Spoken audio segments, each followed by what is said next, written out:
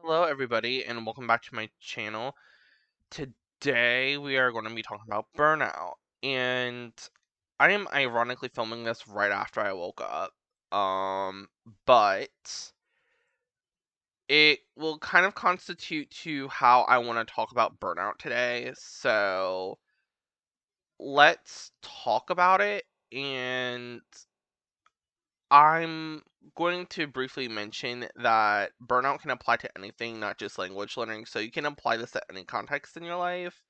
But I'm going to primarily focus on language learning as it comes to burnout.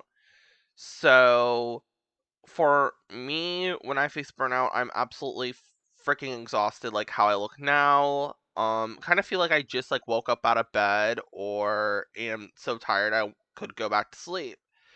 And or I could just have that mental fog that everybody gets and just doesn't feel like doing a task or two. Like, I want to take yesterday, for example. I was a little exhausted from studying because I did a lot of kanji flashcards and I did a Spanish journal. And I was like, I can pass on Korean today. And so that's exactly what I did yesterday was give Korean a pass, and I didn't feel bad about it.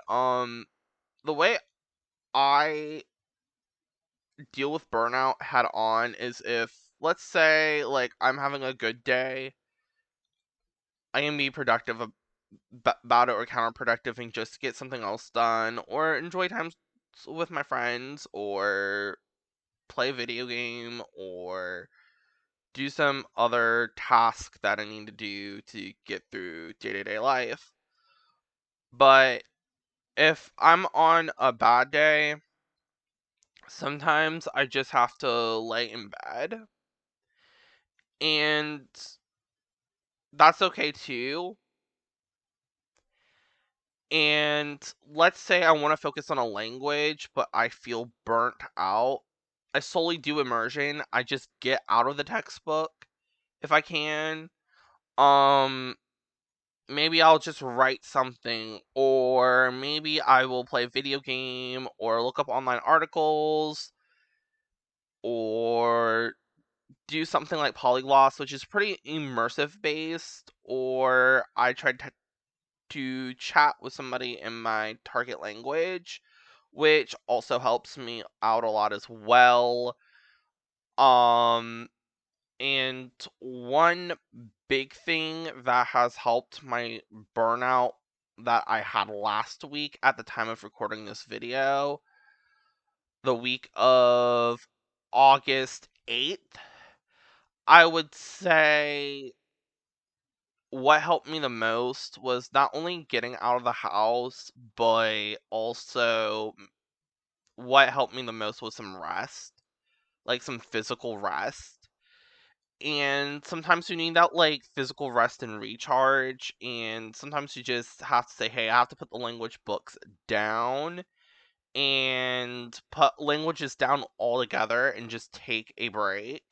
It doesn't matter how long the break is. Like for some people it might be a week, some people it might be a day or two, and for some people it might be a month or whatever, depending on life circumstances. But to deal with a that's a good way to deal with a burnout, and also those who are into therapy, for those who are into it. I know there's some people who aren't, but those who are into therapy or go to therapy, definitely bring it up with a therapist. They might have some other techniques that might personally help you. Um, which, like, I'm not recommending anybody go to a therapist or anything, but like I've been to therapy and it's helped with my burnout, and so that's why I'm suggesting it for those who are interested in doing therapy, obviously. Um, Therapy is not required by any means to deal with burnout, or a way to deal with burnout, or a way to find tips and tricks to deal with burnout. But, I'm wanting to bring it up to the foreplay because I'm a advocate for mental health personally, and if you're feeling burnt out and it's like making you feel like depressed and stuff like that, definitely like go to therapy. It might help. Um, and also if you're neurodivergent, like try to have something keep you stimulated. Like if you have ADHD, autism, etc., like somewhere along those lines, and you need to be stimulated. Like you can't be understimulated, but not overstimulated. Do something that can be productive, but also keep your brain stimulated in a healthy manner. That's what I find helps me deal with burnout. It's the easiest thing to say, "Oh, I can deal with burnout." Da da da da da. And it's like some people make it easy on the internet, but it's not easy to deal with at all. And I want to like, totally debunk that. Oh, dealing with burnout is like probably like it's like simple. No, it's not. It's like complex because you need to figure out why you're burnt out, what's causing you to feel burnt out. And let's say languages is causing you to be burnt out, maybe take a break or do it in smaller doses.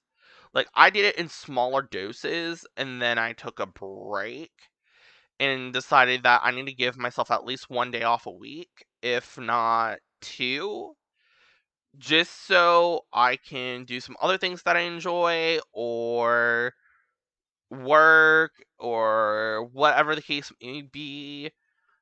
Like, dealing with burnout is a complex thing. And considering I have both autism and ADHD, it's like a even more complex thing because I have to be stimulated. Can't be understimulated. I can't be overstimulated. I have to be at like that perfect amount at that in between. And if I'm not making that like in between, then I'm not doing all right. If I can get close to the in between, that's fine. But if I'm like far from it and there's no way I can get to that in between spot, then I'm just like, wow. And usually I just take a break at that point.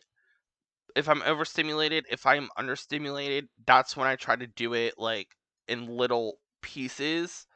And that's what I did the week of the 8th of August. That's literally what I did was like take one and go step by step by step. And if I got too burnt out and I was like, let's say I was up here, I would come down here, then down again.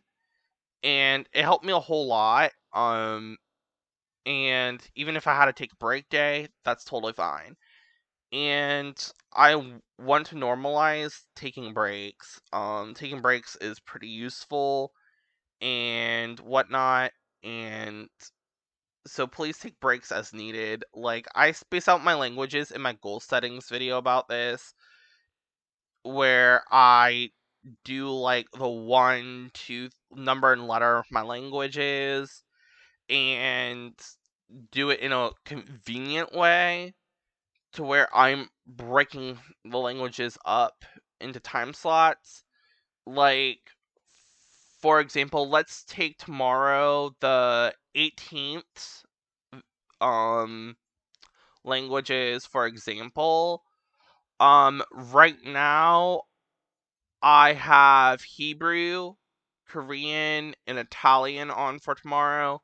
So, what I'll do is probably do either Hebrew or Korean first, for example, take a break, do Italian, and then do which one I didn't do first after another break.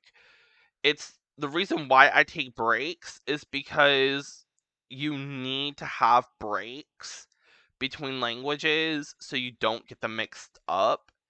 And I might talk about learning multiple languages at the same time in another video, probably around the end of the quarter or in quarter 4. Um, but that's kind of like how I structure, and it's helped me a whole lot. and it really has helped me. And I don't have to go into like the Hebrew, Korean, Italian order. I can do it Italian, Korean, Hebrew, Korean, Italian, Hebrew, Hebrew, Italian, Korean, Italian, Hebrew, Korean, etc. Like I can do it in whatever varying order I want. And honestly, it's helped a whole lot. Unless I don't get to a task, I used to be like, oh, I have to do at least 15 minutes of this. Now I'm like, I don't have to unless I feel motivated to do it. And staying motivated has helped me from burning out. And so that has helped a whole lot. And my last point today for this video is to have a healthy mind when you're working on languages, because if you're not in like a healthy mental space, you're going to burn out like that. And I want to say this: be in a healthy space to learn a language. Don't just like pick it up out of the blue. Just make sure you're ready to do it. And know you're not going to burn out after like 2 units on Duolingo or something like that. Um, be dedicated, because even if it's 15 minutes a day, be dedicated. And part of the reason why I like Duolingo so much is that they have like different like levels of intensity. And some of the other apps have this as well, where you pick your level of intensity. Like, let's say, for example, I pick the fact that I want to do, for example, Italian, and I want to do it at a level 3 out of 4 intensity, then I'm expected to do 20 minutes a day. And that is totally fine. Or 20 minutes a day when I'm on, which is totally fine. And that's normal and healthy and whatnot. And so that's the end of the video. I wanted to bring that up. You can follow me on my socials at Threads and at Instagram at Diana.lingual. And comment down below any burnout tips and tricks you have.